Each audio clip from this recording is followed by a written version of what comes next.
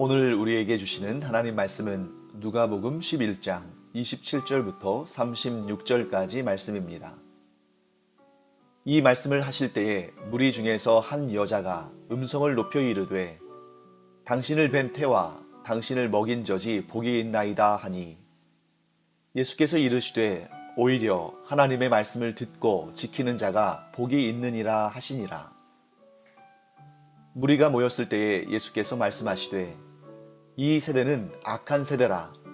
표적을 구하되 요나의 표적밖에는 보일 표적이 없나니, 요나가 니느웨 사람들에게 표적이 됨과 같이 인자도 이 세대에 그러하리라. 심판 때에 남방 여왕이 일어나 이 세대 사람을 정죄하리니, 이는 그가 솔로몬의 지혜로운 말을 들으려고 땅 끝에서 왔음이거니와 솔로몬보다 더 큰 이가 여기 있으며, 심판 때에 니느웨 사람들이 일어나 이 세대 사람을 정죄하리니, 이는 그들이 요나의 전도를 듣고 회개하였음이거니와 요나보다 더 큰 이가 여기 있느니라. 누구든지 등불을 켜서 속에나 말 아래에 두지 아니하고 등경 위에 두나니, 이는 들어가는 자로 그 빛을 보게 하려 함이라. 내 몸의 등불은 눈이라. 내 눈이 성하면 온 몸이 밝을 것이요 만일 나쁘면 내 몸도 어두우리라.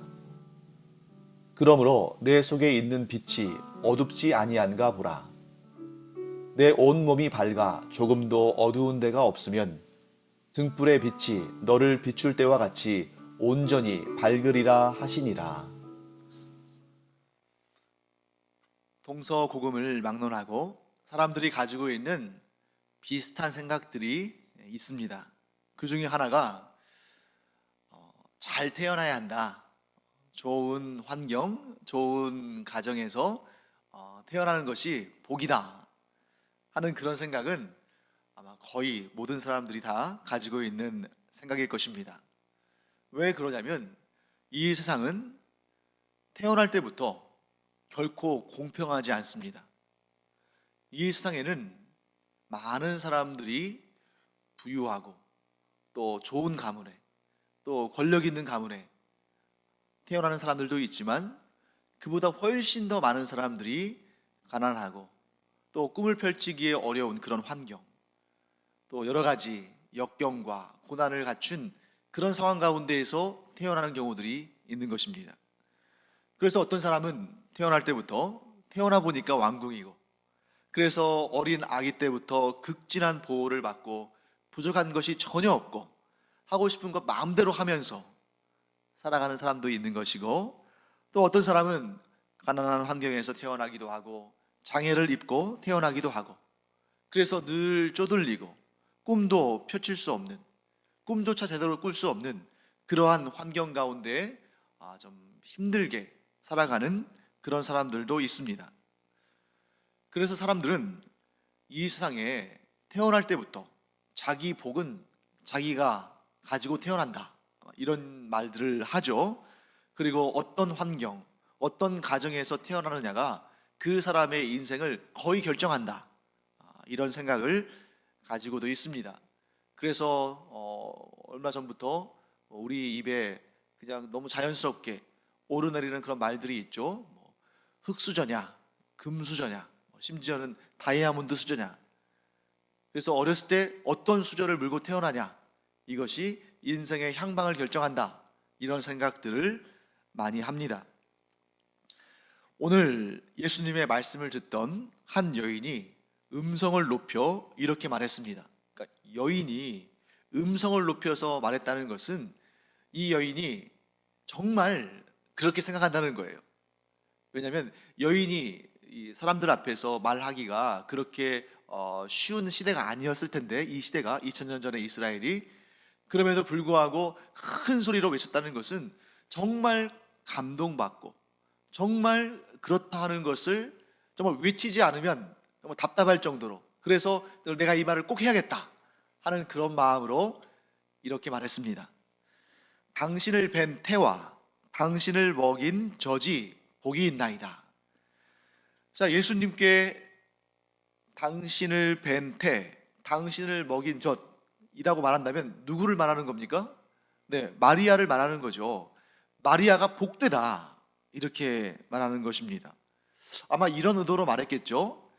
내가 지금 당신의 예수님의 말씀을 듣다 보니까 너무 은혜롭고 예수님의 그 행하신 모든 일들을 보니까 너무 감동적인데 예수님께서 이렇게 위대하고 훌륭한 분이시니 그 어머니는 얼마나 복된 사람인가, 참 부러운 사람이다, 이런 마음으로 이런 말을 했을 겁니다.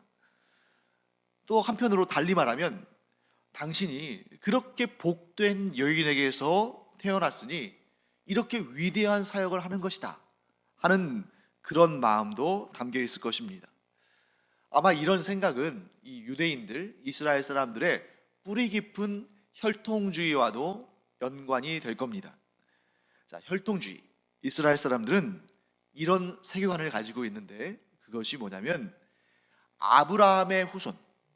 우리는 하나님과 언약을 맺은 아브라함의 후손들이기 때문에 오직 우리 민족만이 하나님의 특별하신 은혜를 얻고 있고 오직 우리 민족만이 장차 메시아가 이 땅에 임하셔서 온 세상을 이제 정복하시고 온 세상을 다스리시는 그때에 우리 아브라함의 후손들인 우리 유대 민족을 특별하게 높여주실 것이다.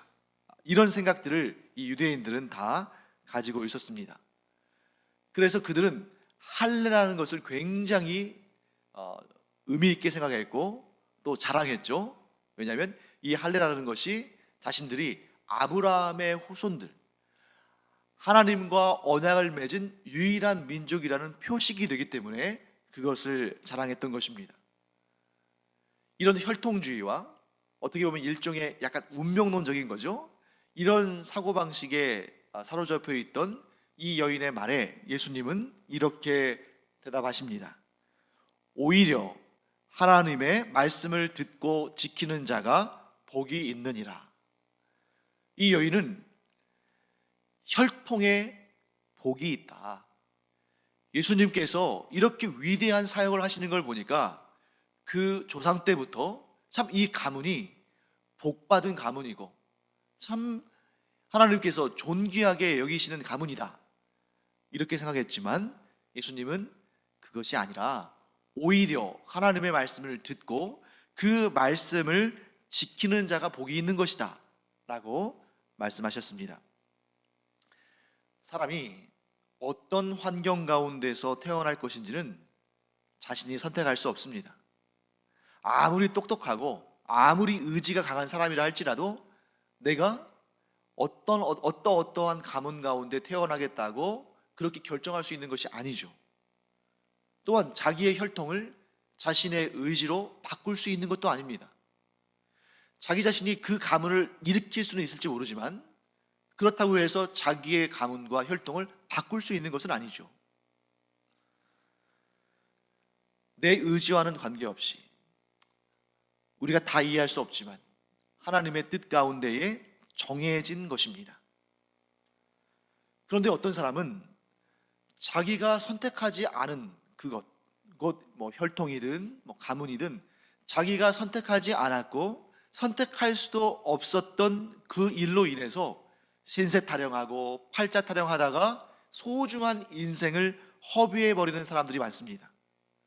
내가 그 가문을 선택한 것도 아닌데, 내가 그 혈통을 선택한 것도 아닌데, 내가 태어나 보니까 그 가문에 속했고 그 혈통에 속했는데, 이건 내가 바꿀 수 없는 일인데, 그런데 내가 왜 이 가문에 태어났는가? 내가 왜 이 혈통에 태어났는가?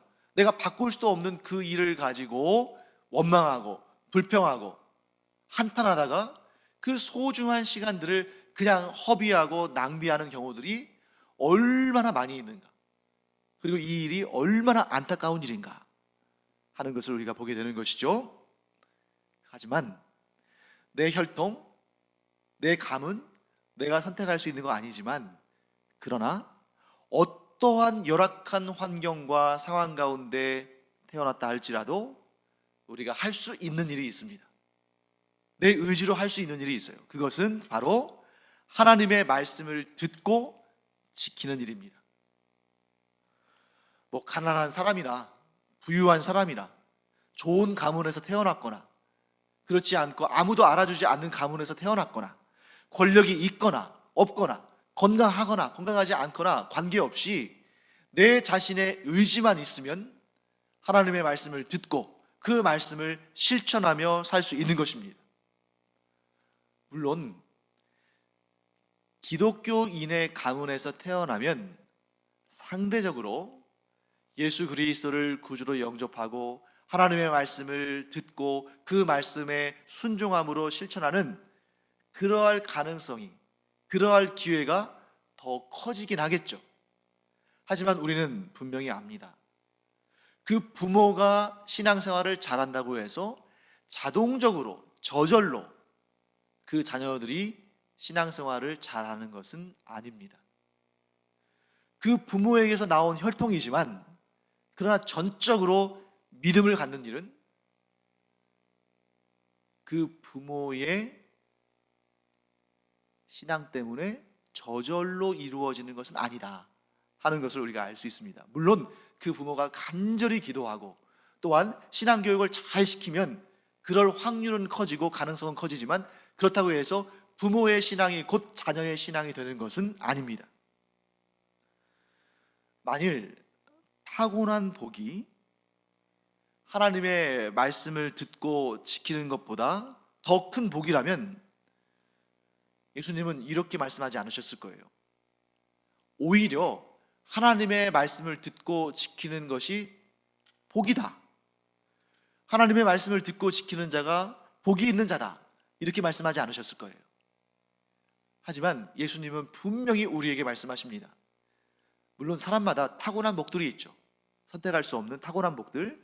그러나 그 타고난 복들도 물론 중요하지만 그러나 타고난 복이 아니라 너의 의지를 가지고 너의 그 순수한 마음을 가지고 너의 그 열정을 가지고 하나님의 말씀을 듣고 그 말씀을 순종함으로 지켜 행하는 것, 그것이 더 큰 복이다. 비교할 수 없는 복이다 라고 말씀하십니다. 그렇기 때문에 진정한 복은 하나님의 말씀을 듣고 하나님의 말씀을 지키는 것으로부터 옵니다. 그렇기 때문에 어느 누구도 자기 자신이 처한 환경과 상황과 혈통과 이러한 내가 선택할 수 없는 조건들을 원망하거나 불평하거나 그런 것들에게 내 지금의 문제를 떠넘기면서 변명하면서 원망할 수 없다. 이렇게 말씀하시는 것이죠. 비록 우리가 선택할 수 없는 그런 부분들이 있지만 그러나 그것이 가장 큰 복이라면 문제가 되겠지만 그러나 그런 복들이 분명히 있다. 태어나면서부터 갖고 나오는 복이 있다. 그러나 그것이 가장 중요하고 가장 큰 복이 아니라 진정한 복, 진정 큰 복은 따로 있는데 그것은 하나님의 말씀을 듣고 그 말씀을 지켜 행하는 것이기 때문에 괜히 너희들이 바꿀 수도 없고 괜히 너희들이 선택할 수도 없는 그걸 가지고 시간 낭비하면서 원망과 불평으로 인생을 낭비하지 말고 진정 복 있는 삶을 살기 원한다면 너의 인생 네가 개척할 수 있다. 너의 복 네가 따낼 수 있다. 얻을 수 있다. 어떻게? 하나님의 말씀을 듣고 그 말씀을 지켜 행하라. 그러면 너는 그 어떤 것과도 비교할 수 없는 최고의 복을 얻을 것이며 그 복을 얻으면 다른 그 무엇도 너에게는 그렇게 중요한 의미가 되지 않을 것이다. 예수님께서 이렇게 말씀하십니다. 예수님의 이 뜻을 통해서 우리가 분명히 알 수 있는 게 있습니다. 그것은 어떤 경우에도 기독교는 운명론에 치우치지 않습니다. 물론 우리가 선택할 수 없는 무엇, 우리가 그저 받고 태어나는 그 무엇, 그런 것 분명히 있습니다. 또 어떤 이는 태어날 때 더 좋은 환경, 더 풍성한 복을 받고 소유하고 태어날 수 있습니다. 그러나 그것이 다가 아니다. 그것은 우리의 인생에서 극히 일부분이다. 나머지는 전부 뭘로 채워지는 것입니까? 하나님의 말씀을 얼마나 열심히, 마음에 새기며 들었는가? 또한 들은 그 말씀을 얼마나 순종함으로 기쁨으로 실천했는가? 여기에 진정한 복, 최고의 복, 우리의 삶 가운데에 그 무엇으로도 바꿀 수 없는 복이 그곳으로부터 나온다 하는 것을 예수님 말씀하십니다. 사랑하는 성도 여러분, 우리가 이 예수님의 말씀을 마음에 새기고 운명론에 빠지지 않는 은혜를 누리기를 간절히 축원합니다. 운명론에 빠지면 어떤 문제가 생깁니까? 아무 노력을 할 필요가 없죠. 아무 노력을 할 필요가 없습니다. 왜? 사람은 타고난 복에 따라 살아간다. 내 팔자가 이러면, 내 운명이 이러면 그 운명이 이끄는 대로, 그 팔자가 이끌어가는 대로 살 뿐인데, 내가 부자가 될 팔자라면 부자가 될 것이고, 내가 왕이 될 운명이라면 왕이 될 운명일 텐데, 아니면 내가 거지가 될 팔자라면 거지가 될 것이고, 내가 정말 하루 한 끼도 먹기 힘든 그런 가난한 사람이 될 운명이라면 그렇게 살 텐데, 내가 바꿀 수 없는 이 일을 가지고 뭘 할 수 있겠느냐? 아닙니다. 하나님은 분명히 우리에게 이런 말씀을 주십니다. 너의 복은 하나님의 말씀을 듣고 그 말씀을 지켜 행함으로부터 오는 것이다. 네가 나의 말을 듣고 나의 말을 순종함으로 행하기 시작하면 내가 하늘 문을 열고 복을 부어주는지 부어주지 않는지 네가 확인해 봐라. 반드시 내가 하늘 문을 열고 모든 신령한 은혜를 넘치도록 부어줄 것이며, 이 땅의 기름진 복을 네가 마음껏 누리게 할 것이며, 네가 어디를 가든지 내가 동행하며 지켜줄 것이고, 네가 무엇을 하든지 내가 도움으로 말미암아 형통하게 되리라. 이 성경 66권에 담겨있는 모든 복이 바로 하나님의 말씀을 듣고 그 말씀을 지켜 행하는 자에게 주시려고 준비하신 하나님의 은혜요 복인 줄 믿습니다. 우리 그리스도인은 결코 운명론자가 아니다. 우리는 하나님을 믿고 하나님 말씀을 듣고 그 말씀을 지켜 행함으로 하나님이 주시는 복을 순간순간 누리는 사람들이다. 이 사실을 깨닫고 결코 환경에, 우리가 바꿀 수 없는 그런 조건들에, 혈통에, 나의 배경에 발목이 잡혀서 원망과 불평으로 이 귀한 시간을 낭비하는 것이 아니라, 이 초능을 아껴서, 이 1분 1초를 아껴서 하나님의 말씀을 더욱 귀담아 듣고 그 말씀을 지켜 행함으로 말미암아 이 땅에서도 복을 받고 천국에서도 얻을 복을 쌓아놓는 그런 우리 모두가 되기를 간절히 축원합니다. 자, 그 다음에 예수님께서 무리가 모였을 때에 이런 말씀을 하십니다. 이 세대는 악한 세대라. 표적을 구하되 요나의 표적밖에는 보일 표적이 없다. 이렇게 말씀하시죠. 예수님을 만난 세대, 참 부럽지 않습니까? 우리 이런 생각 간혹 했을 거예요.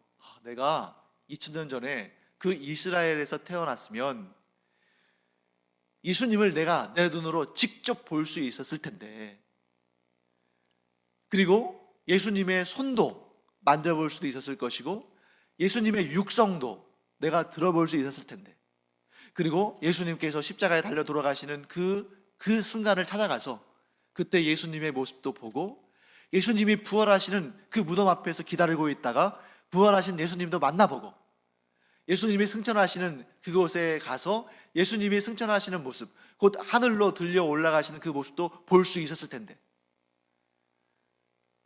부럽지 않습니까? 그런데 오히려 예수님께서 이 땅에 강생하셔서 공생의 활동을 하시던 그 세대의 사람들을 악한 세대라고 말씀하셨습니다. 왜 그랬을까요? 메시아를 직접 보고 메시아의 말씀을 직접 들었음에도 불구하고 믿음으로 반응하지 않았기 때문입니다. 그러면서 예수님께서 두 가지의 예를 드시죠. 요나의 때의 사람들과 솔로몬 때에 솔로몬을 방문한 남방 여왕에 대해서 이야기를 하십니다. 자, 요나를 왜 언급하시는가? 예수님께서 이렇게 말씀하시죠. 이 세대에게 보여줄 것은 요나의 표적밖에 없다. 자, 요나의 표적은 무엇일까요? 자, 요나의 표적은 간단하게 정리하면 십자가의 죽음과 부활을 의미합니다. 요나가 큰 물고기의 뱃속에 3일간 갇혀 있다가 그 물고기가 육지로 요나를 뱉어내서 그 요나가 니느웨에 가서 하나님의 그 말씀, 즉 회개하라는 회개의 복음을 전하죠. 마찬가지로 예수님께서 무덤에 누우셨다가 3일 만에 부활하셔서 모든 사람들에게 하나님이 행하실 그 놀라운 일에 대한 표적을 이루셨습니다. 그 표적이 무엇입니까? 누구든지 예수 그리스도를 믿음으로 구주로 영접하면 비록 그 몸은 한 번은 죽지만 그러나 반드시 부활하여서 하나님의 나라에서 영생을 누리게 된다 하는 것을 보여주신 것입니다. 반면에 그 믿음을 갖지 않는 자들에게는 어떤 표적입니까? 그가 무덤에서 다시 일어나지만 그러나 예수 그리스도를 구주로 영접하지 않았기 까닭에 그는 영원한 심판에 떨어진다 하는 그 표적을 보여준 것입니다. 그래서 마지막 날 곧 주님께서 재림하셔서 모든 것을 심판하시는 그날 모든 사람은 부활해서 하나님 앞에 섭니다. 하나님의 심판대 앞에 서는 거죠. 그때에 아무도 자기가 걸어온 길에 대해서 변명하지 못합니다.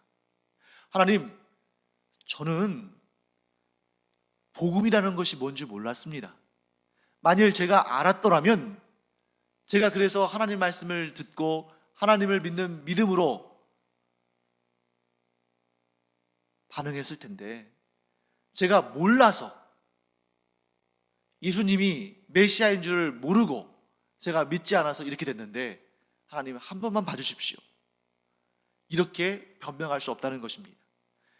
모든 사람들이 하나님의 심판대 앞에 섰을 때에 누가 증인이 되냐면 남방여인, 남방여왕, 솔로몬 때 솔로몬을 찾아온 남방여왕, 그리고 요나의 말을 듣고 요나를 보내신 하나님의 메시지를 전해 듣고 회개해서 하나님 앞에 긍휼을 얻은 느느웨 사람들이 그들 앞에 증언자가 되고 그들 앞에 심판자가 된다는 것이죠. 물론 심판을 하나님이 하시지만 그들이 그 앞에서 그들의 변명이 의미 없다는 것을, 아무 이유와 근거가 없다는 것을 이 남방 여왕과 니느웨 사람들이 증언할 것입니다.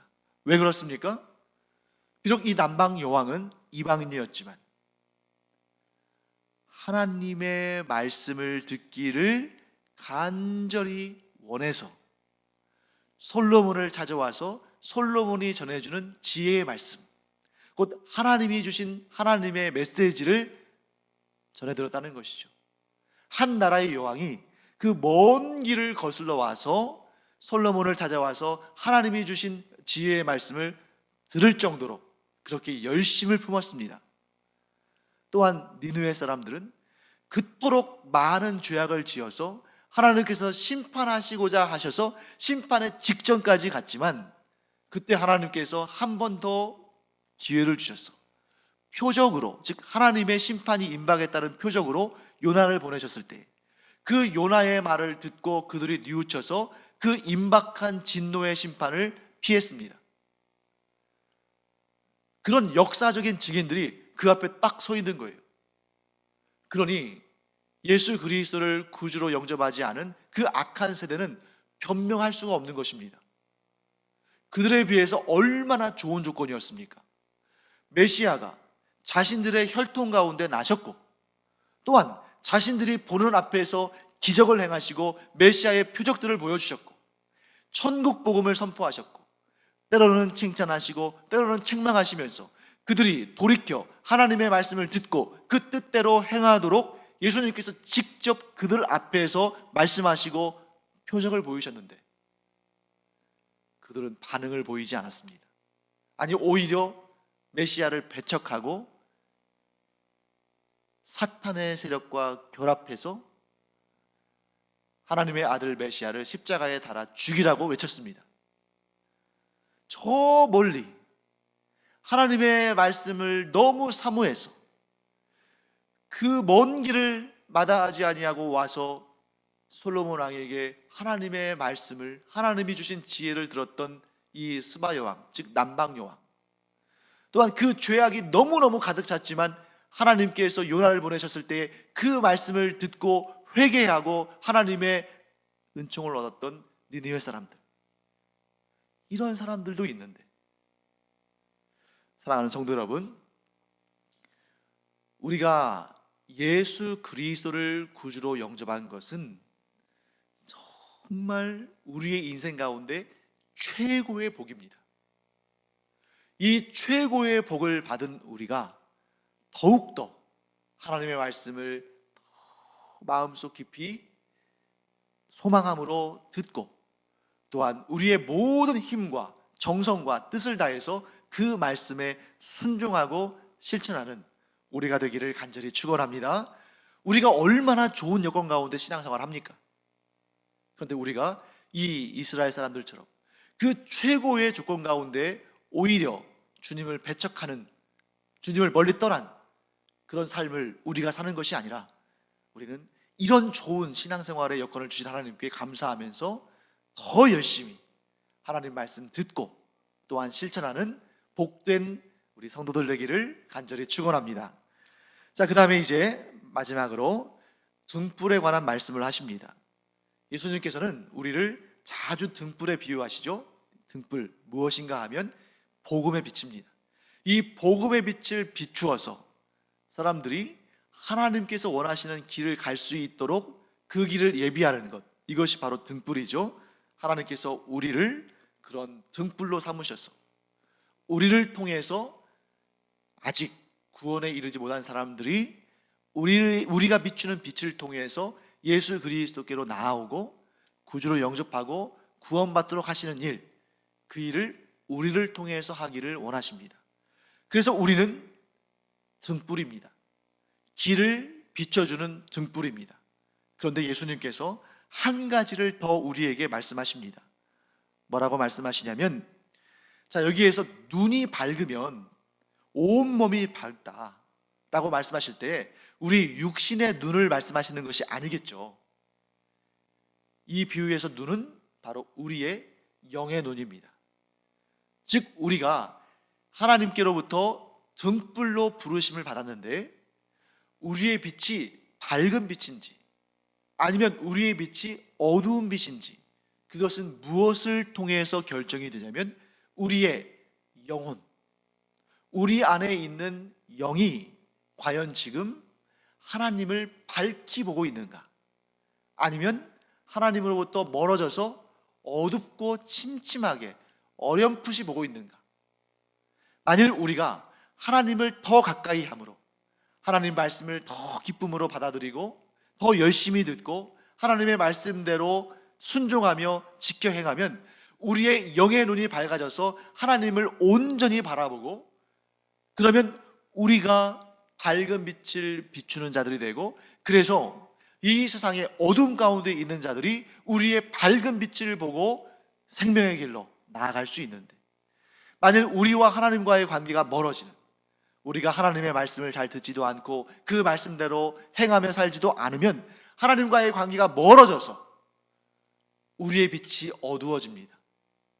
달이 태양으로부터 멀어지면 멀어질수록 그 빛이 어두워질 수밖에 없는 것처럼, 우리가 하나님의 말씀을 잘 듣지 않고 하나님의 말씀대로 살지 않으면 우리의 빛이 어두워집니다. 그러면 누구도 우리의 빛을 통해서 생명길로 나아갈 수 없는 것이죠. 그래서 오늘 예수님은 이렇게 말씀하십니다. 그러므로 내 속에 있는 빛이 어둡지 아니한가 보라. 우리는 항상 우리 안에 있는 우리 속에 있는 빛을 점검해야 됩니다. 그 빛은 무엇입니까? 내가 하나님과의 관계가 가까워졌는가 멀어졌는가. 내가 하나님과의 관계가 가까울수록 우리는 환하게 빛나고, 내가 하나님과의 관계가 멀어질수록 우리는 어두워집니다. 그러면 어떻게 하면 하나님과의 관계가 더 가까워질 수 있는가? 정답을 예수님께서 이미 말씀하셨죠. 어떤 사람이 복 있는 사람입니까? 진정 복 있는 사람은 하나님의 말씀을 듣고 그 말씀을 지켜 행하는 자다. 사랑하는 성도 여러분, 여러분이 지금 이 방송을, 이 예배를 함께 드리는 것 자체가 우리 안에 하나님의 말씀을 듣고자 하는 그런 마음의 소원이 있기 까닭에 지금 이 순간 우리가 하나님의 말씀을 전하고 듣고 하고 있는 것입니다. 그런데 여기서 한 걸음 더 나간다면, 하나님과의 관계가 더 깊어지는 단계로 나아가려면 우리가 듣고 배운 말씀을 우리의 삶에서 순종함으로 행해야 한다. 이렇게 하나님 말씀을 듣고 행하는 자를 그 누구도 막을 수 없습니다. 그 누구도, 비록 사탄이라 할지라도 이러한 사람의 복을 빼앗을 수 없습니다. 우리가 날마다 하나님 말씀 듣고 그 말씀을 실천함으로 그 누구도 빼앗을 수 없는 크고도 영원한 복을 누리는 우리 모두가 되기를 간절히 축원합니다. 기도하겠습니다. 하나님, 저희가 하나님 말씀 듣기를 간절히 사모합니다. 또한 그 말씀을 저희들이 순종함으로 지키기를 원합니다. 복을 주시옵소서. 하나님께서 약속하신 복을 주셔서 더욱더 하나님을 향한 열심을 내고 더욱더 하나님께서 존귀하게 사용하시는 주님의 일꾼들이 되게 하여 주시옵소서. 감사드리며 예수님의 이름으로 축복하며 기도합니다. 아멘.